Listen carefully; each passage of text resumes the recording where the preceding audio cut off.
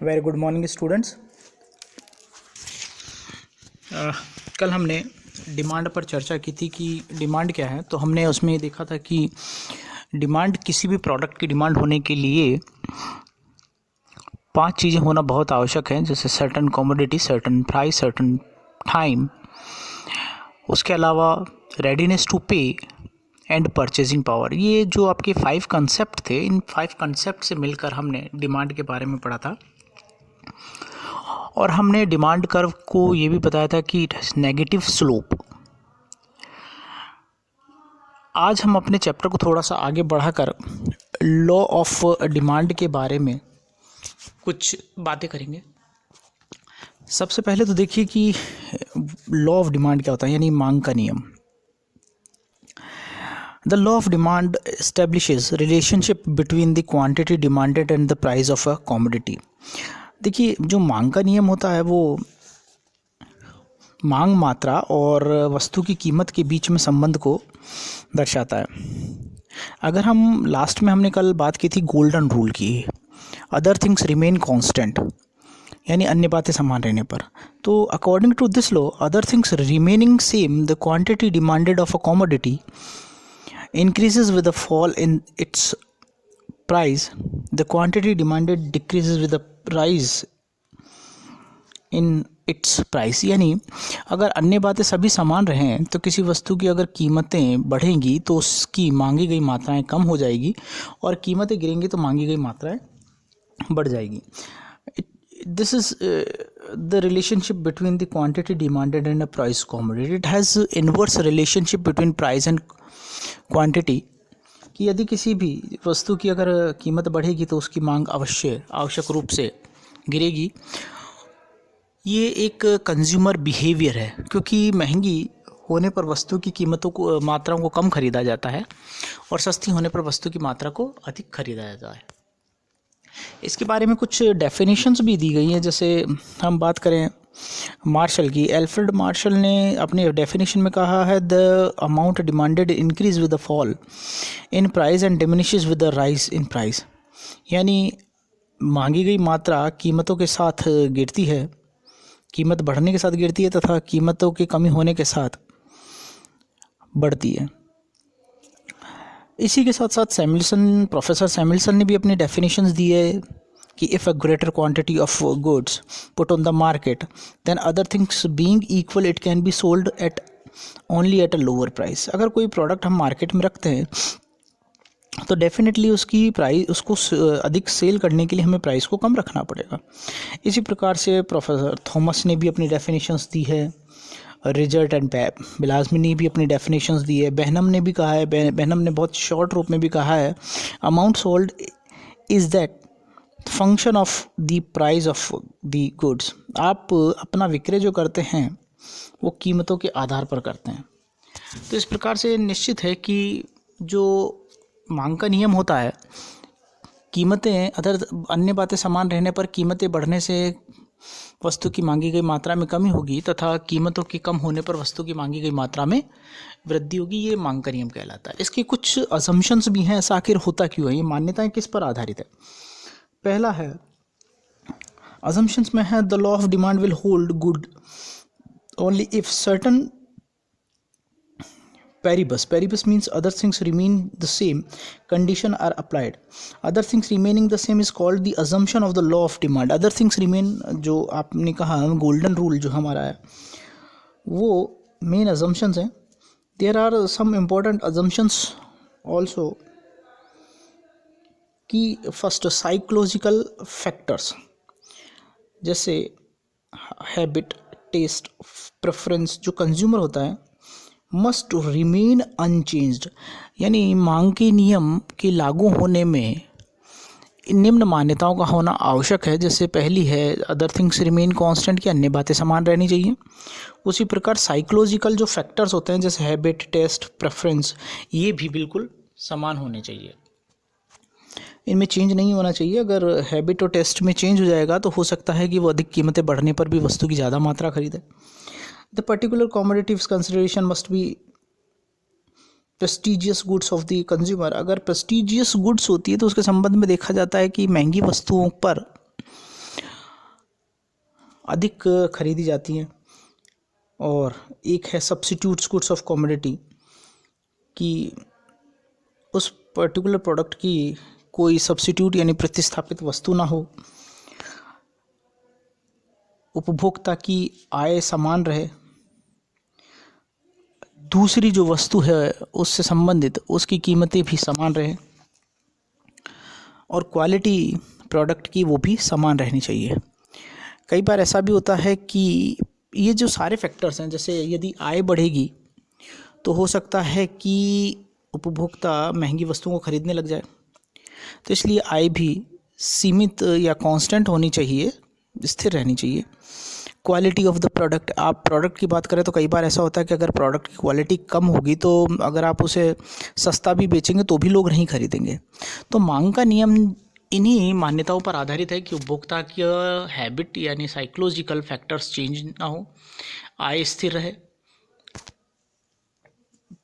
Prestigious goods के संबंध में ये नियम लागू नहीं होगा। सब्स्टिट्यूट गुड्स की जो वस्तु हम बेच रहे हैं, जिस पर ये नियम लागू कर रहे हैं, उसका सब्स्टिट्यूट गुड्स ना हो। प्राइस ऑफ अदर्स थिंग्स जो भी है कमोडिटी, उसकी रिमेन द सेम। ऐसे ही क्वालिटी है प्रोडक्ट की, वो भी सेम होनी चाहिए, तभी ये नियम लागू होगा जिसमें हम ये कहेंगे कि कीमतों के बढ़ने पर मांग कम होगी। यदि इनमें से कोई भी फैक्टर अगर चेंजेस होते हैं तो उसका इफेक्ट हमारे लॉ ऑफ उस पर पड़ेगा, लॉ ऑफ डिमांड पर। यदि मान लीजिए इनकम बढ़ जाएगी तो महंगी वस्तु भी खरीदने लग जाएगा, ठीक है, उपभोक्ता। या हो सकता है कि अगर सब्स्टिट्यूट गुड्स की अगर प्राइस में चेंजेस होंगे, अगर वो सस्ती हो जाएंगी तो लोग चाय की जगह कॉफ़ी को यूज़ करने लग जाएंगे, तो उससे डिमांड के नियम पर हमारा फ़र्क पड़ेगा। तो लॉ ऑफ डिमांड जो होता है वो एक्चुअली नेगेटिव स्लोप का होता है, और ये प्राइस से ही इफ़ेक्ट करता है। तो हमने कल जो पढ़ा था कि हमारे पास 3 तरह की डिमांड होती है, प्राइस डिमांड, इनकम डिमांड और क्रॉस डिमांड। तो ये प्राइस डिमांड पर ही बेस्ड होता है कि एक तरफ इसके एक OY एक्सिस पर हमने प्राइस लिखी है और OX एक्सिस पर हमने इसकी क्वांटिटी को दर्शाया है। यदि अगर आप इसको अच्छी देखेंगे तो ये नेगेटिव स्लोप होता है। डिमांड जो कर्व होता है वो नेगेटिव स्लोप होता है। वो इसलिए होता है क्योंकि कीमतों के बढ़ने पर मांग कम की जाएगी। सपोज इसी डायग्राम में यदि अगर हम कीमत को 12 रुपये कर दें तो हमारी जो अगर इससे एक्सिस हम बनाएं, देखिए आप ये वाला एक्सिस,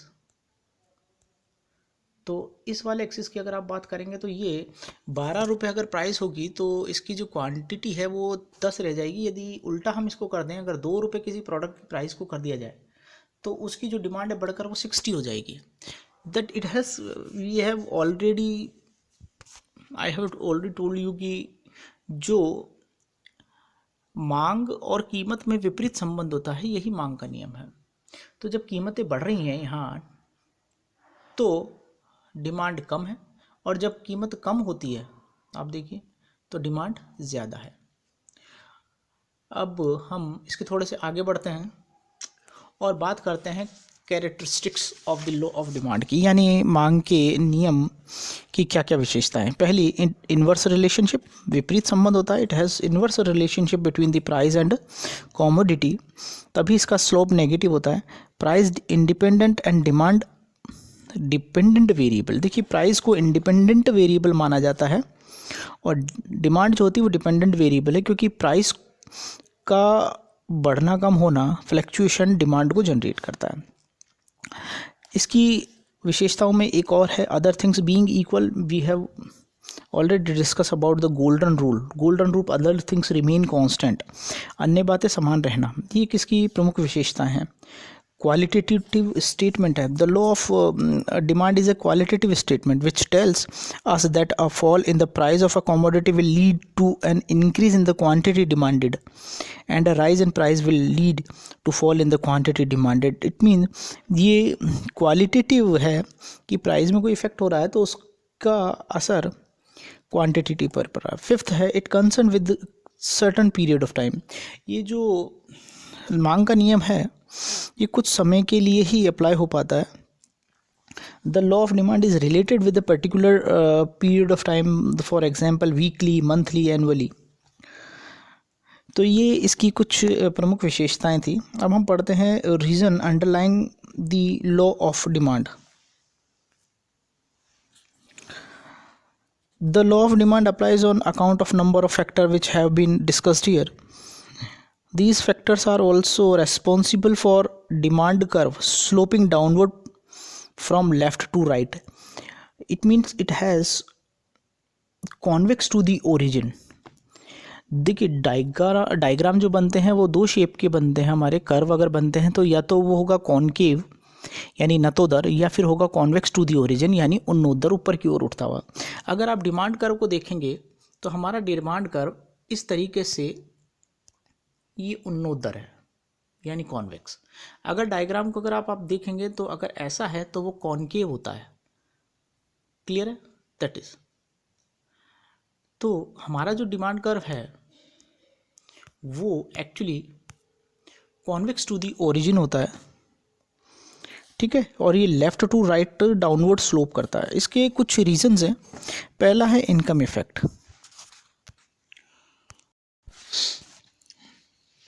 सबसे पहले अगर reason underlying law of demand की बात करते हैं तो सबसे पहला जो इफेक्ट आता है दैट इज़ इनकम इफेक्ट. देखिए ये कंसेप्ट समझना बहुत ज़रूरी है. इनकम, हमारे पास देखिए दो तरह की इनकम होती है. फर्स्ट होती है मॉनेटरी इनकम और दूसरी इनकम होती है जिसको हम बोलते हैं रियल इनकम. देखिए मॉनेटरी इनकम जो होती है वो एक पर्टिकुलर जो कंज्यूमर है उसके पास जो गिवन इनकम है वो उसकी मॉनेटरी इनकम है. जैसे 10 रुपये, 20 रुपये, 50 रुपये, ये उसको जो प्रोवाइड इनकम है वो उसकी इनकम होगी, मॉनेटरी इनकम. लेकिन रियल इनकम की बात करें तो रियल इनकम यानी वास्तविक आय उपभोक्ता की, ये ध्यान देने वाली बात है कि जो वास्तविक आय होता है वो उपभोक्ता की जो वास्तविक आय है वो किसी भी वस्तु की कीमतों पर निर्भर करती है. इसे एक उदाहरण के माध्यम से हम समझ सकते हैं. सपोज कीजिए कि एक पेन आज की डेट में 10 रुपये का आ रहा है और आपके पास 10 रुपये हैं, तो आप इस वक्त इस कंडीशन में एक ही पेन खरीद सकते हैं. दैट इज़ परचेजिंग पावर, कि हम 10 रुपये में अभी एक ही पेन खरीद सकते हैं. अगर आपकी इनकम कांस्टेंट रखें यानी 10 रुपये आपकी इनकम ही है और मैं उधर पेन की प्राइस को 10 रुपये से कम करके 5 रुपये कर देता हूँ, इसका इफ़ेक्ट क्या हुआ? इसका इफ़ेक्ट ये हुआ कि जो पेन आप पहले 10 रुपये में एक खरीद रहे थे, अब आप वस्तु की कीमत कम होने से अब आप एक पेन के बजाय 2 पेन खरीद सकते हो.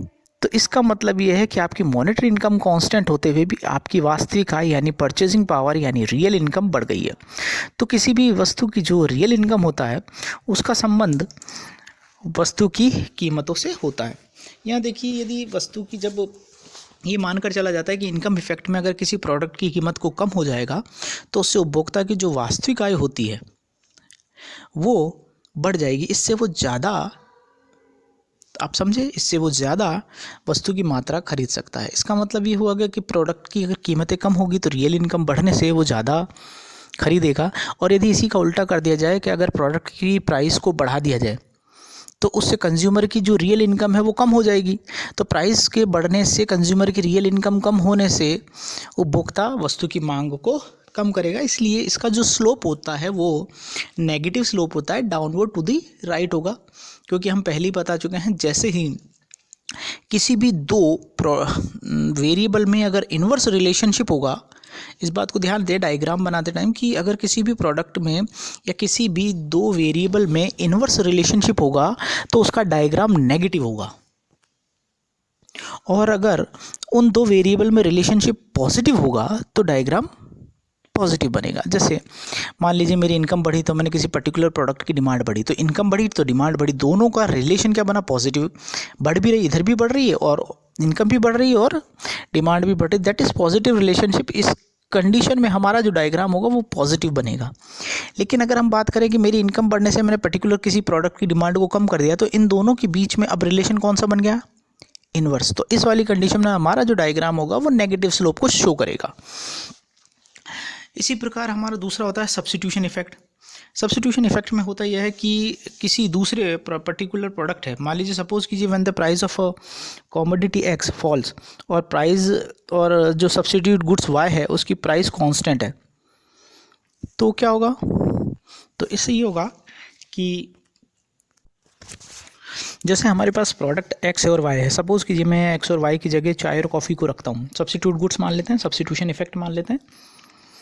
अगर चाय की कीमत बढ़ जाएगी तो उससे फ़र्क क्या पड़ेगा कि हमारी जो कॉफ़ी की अगर डिमांड कांस्टेंट रहेगी, यानी कॉफ़ी की अगर प्राइस कांस्टेंट रहते हुए अगर चाय की प्राइस बढ़ जाएगी, क्लियर है, यानी कॉफ़ी की जो प्राइस है वो कांस्टेंट है और चाय की कीमत को अगर हम बढ़ा दें तो उस वाली कंडीशन में लोग चाय को छोड़ देंगे और वो किसको यूज़ करने लग जाएंगे, कॉफ़ी को, क्योंकि कॉफ़ी की प्राइस कांस्टेंट है।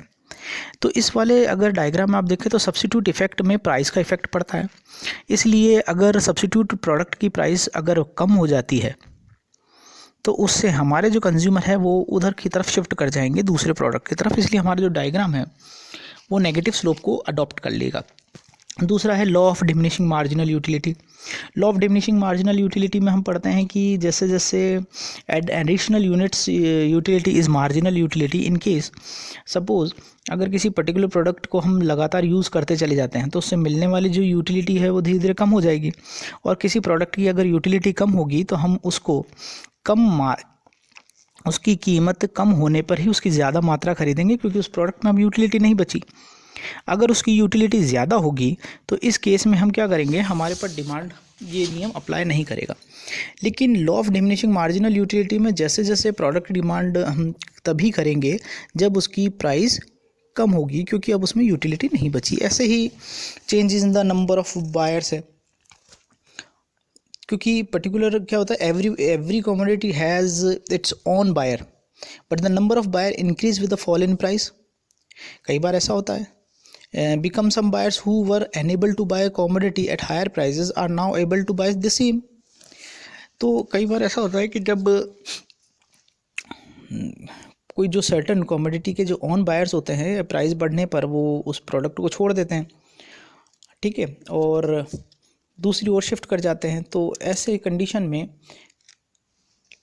प्राइस कम होने पर ही प्रोडक्ट की डिमांड को ख़रीदा जाएगा। कुछ इसमें लास्ट अपना देखें तो अपना है new uses. Most of the commodities are for multipurpose use. कई ऐसी प्रोडक्ट होते हैं जो मल्टीपर्पज़ के लिए यूज़ होते हैं। When price increases consumer will use the commodity for essential import purpose only and fall it's price the become consumer. कई ऐसे प्रोडक्ट भी होते हैं, कहने का आशय कई ऐसे प्रोडक्ट भी होते हैं जो मल्टीपर्पज़ में यूज़ होते हैं। यदि उनकी कीमतें कम होंगी तो वो ज़्यादा से ज़्यादा मल्टीपर्पज़ में यूज़ किया जाएगा, और अगर उनकी कीमतें बढ़ जाएगी तो उसको पर्टिकुलर एक यूज़ में ही काम में लिया जाएगा, और अगर वो सस्ते होंगे तो उसकी डिमांड बढ़कर हम मल्टीपर्पज़ यूज़ में ले सकते हैं। अब हम बात करते हैं exception of the law of demand. Exception law of the demand का मतलब ये होता है कि अगर आपने देखें तो हमारा जो मोस्टली डिमांड कर्व जो होता है वो इस शेप का होता है, यानी नेगेटिव शेप का होता है। यानी नेगेटिव शेप का मतलब हो गया inverse relationship between price and quantity. Clear है। लेकिन कई बार ऐसा भी होता है कि exception law of the demand का मतलब ये हो गया कि हमारा जो डिमांड कर्व जो नेगेटिव स्लोप का है वो पॉजिटिव शेप का कब हो जाता है, यानी प्राइस और क्वांटिटी में पॉजिटिव रिलेशन कब आ जाता है। जबकि हम ये मान के चलते हैं कि मांग के नियम में कीमतें बढ़ने पर मांग कम होती है और कीमत घटने पर मांग अधिक होती है। लेकिन कई बार ऐसी भी स्थिति देखने में आती है जब कीमतें बढ़ने पर मांग बढ़ गई और कीमतें कम होने पर मांग कम हो गई। अगर इसका सिंपल सा हम इलस्ट्रेशन ले तो हमारा सिंपल सा इलस्ट्रेशन ये बनता है कि सपोज़ अगर मैं आपसे ये कहूँ कि कल से पेट्रोल पंप 10 दिन के लिए बढ़ जाएंगे, कल से पेट्रोल पंप 10 दिन के लिए बंद हो जाए सपोज़ कीजिए, और आज हम ये मान के चलते हैं कि प्राइस ऑलरेडी आई, कि पेट्रोल की जो प्राइस है वो आज बढ़ी हुई है ऑलरेडी। लेकिन अगर आपको ये पता चल जाए कि 10 दिन के लिए पेट्रोल बंद होगा, पेट्रोल पंप बंद होंगे, तो आप क्या करेंगे, रोज़ शाम को लाइन लगा लेंगे आज ही, और अगले 10 दिन का पेट्रोल आप ख़रीद लेंगे जबकि ऑलरेडी प्राइस बढ़ी हुई है। तो ऐसी कंडीशन भी आती है। ऐसी हम उन कंडीशंस के बारे में इसमें बात करेंगे जब आपकी कीमतें बढ़ने पर भी आप डिमांड को कम बढ़ा देते हैं और कीमतें कम होने पर भी आप डिमांड को कम कर देते हैं। हम उन्हीं चीज़ों के बारे में एक्सेप्शन की बात करेंगे कि अपवाद ऐसी स्थितियाँ कब उत्पन्न होती है। पहली इसमें सबसे मेन है हमारा गिफिन पैराडॉक्स। देखिए ये क्वेश्चन हमेशा आता है कि इसे गिफिन गुड्स के नाम से जाना जाता है और इसकी जो रचना की थी वो सर गिफिन ने की थी।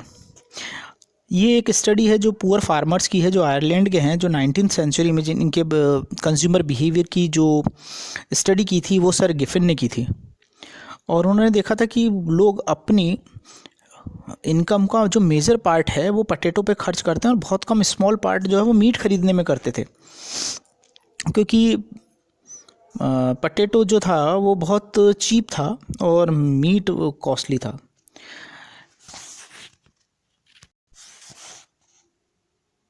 लेकिन देखने में व्यवहार में ऐसा है कि एक बार जो पटेटो हो उसकी कीमतें बढ़ गई, ठीक है, और मीट की जो कीमत थी वो ऐसी की ऐसी रही। तो लोगों ने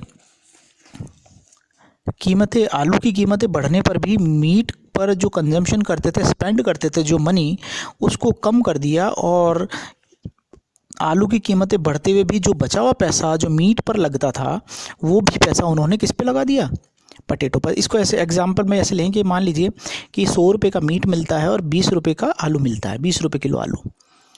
अब हुआ क्या कि आलू बढ़कर हो गए 50 रुपये किलो। इस सिचुएशन में होना ये चाहिए था कि आलू की डिमांड कम होनी चाहिए थी, लेकिन आयरलैंड के लोगों ने क्या करा कि ये देखने में मिला उनके व्यवहार में कि उन्होंने मीट पर अपना कंजम्पशन कम कर दिया और उसका जो बचा हुआ पैसा था वो आलू खरीदने में कर दिया। तो इस डायग्राम से उन्हें ये पता चला कि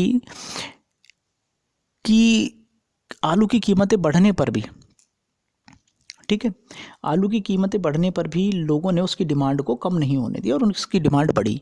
देखिए कई बार स्टूडेंट्स के मन में ये विचार आता है व्हाट इज़ गिफिन गुड्स। देखिए गिफिन गुड्स व्यवहार में कोई भी प्रोडक्ट, कई बार बोलते हैं घटिया प्रोडक्ट है, लेकिन व्यवहार में अगर आप देखा जाए तो ऐसा कोई प्रोडक्ट घटिया होता नहीं है। क्यों नहीं होता? ये एक इनकम लेवल पर डिपेंड करता है। कम आय वालों के लिए मूंगफली एक अच्छा सोर्स हो सकता है, यानी वो उनके लिए एक अच्छा प्रोडक्ट है, घटिया नहीं है। लेकिन अगर बहुत ज़्यादा किसी की आय है तो उसके लिए वो मूंगफली घटिया प्रोडक्ट इसलिए हो जाएगा क्योंकि वो उससे अच्छे को अचीव कर सकते हैं।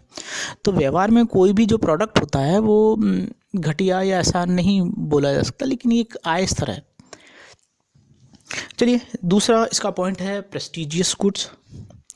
कई बार क्या होता है कि जो प्रेस्टिजियस गुड्स है उसको कीमत अधिक होने पर भी उसको ख़रीदा जाता है, तो हमारा डिमांड का पॉजिटिव साइन देता है। कई बार हाईली जो प्रोडक्ट प्राइस होती है, प्राइस को हाईली कीमतों पर बेचा जाता है। आप देखिए नेटवर्क मार्केटिंग में भी ऐसा ही आ रहा है, स्पेकुलेशन होता है। स्पेकुलेशन मार्केट में भी यही होता है, प्राइस हाई होती है ना। एक परचेज ने ग्रेटर क्वांटिटी अगर हम ज़्यादा ख़रीद लेते हैं तो कीमत ज़्यादा होती है। नेसेसरी ऑफ लाइफ की जो चीज़ें होती हैं वो हम बढ़ी हुई कीमतों पे भी ख़रीद लेते हैं। वॉर और इमरजेंसी होती है, अभी देखिए कोरोना का टाइम चल रहा है तो कई बार ऐसी इमरजेंसी या वॉर हो जाती है जिसमें वस्तुएं महंगी मिलती है, लेकिन हम उसको फिर भी महंगे दामों पर अधिक ख़रीदते हैं क्योंकि हमें स्टोर करना पड़ता है उनको। अभी आप देखिए कुछ टाइम पहले कोरोना के टाइम में हमने लॉकडाउन से पहले ही अपने घरों में अनाज और खाने की चीज़ों को भरना चालू कर दिया था, जबकि वो ऑलरेडी हायर प्राइस वाली थी और हमने उसको फिर भी ज़्यादा मात्रा में ख़रीदा था। That is exception of the law of demand. Specific brand, particular trademark और कॉमोडिटी के प्रोडक्ट होते हैं, वो उनकी बढ़ी हुई कीमतें होती हैं और उस पर भी हम उनको अधिक मात्रा में ख़रीदते हैं। ऐसे स्मॉल एक्सपेंडिचर्स हैं, ऐसी कई चीज़ें। तो इस प्रकार ये कुछ पॉइंट्स थे जो डिपेंड करते हैं कि किसी भी प्रोडक्ट की जो प्राइस है। कई बार ऐसा भी होता है कि प्रोडक्ट की प्राइस बढ़ने के साथ साथ उसकी डिमांड भी बढ़ती है। That is exception of the law of demand. आज के जो चैप्टर में हमने demand, law of demand, exception, उसके डायग्राम, कैरेक्टरिस्टिक्स, अजम्पशंस को पढ़ा। जब हमारे रेगुलर क्लासेस चलेंगी तो हम इन वाले को बोर्ड पर एक एक पॉइंट को भी समझाएंगे। तब तक के लिए थैंक यू। इसको रीड करें।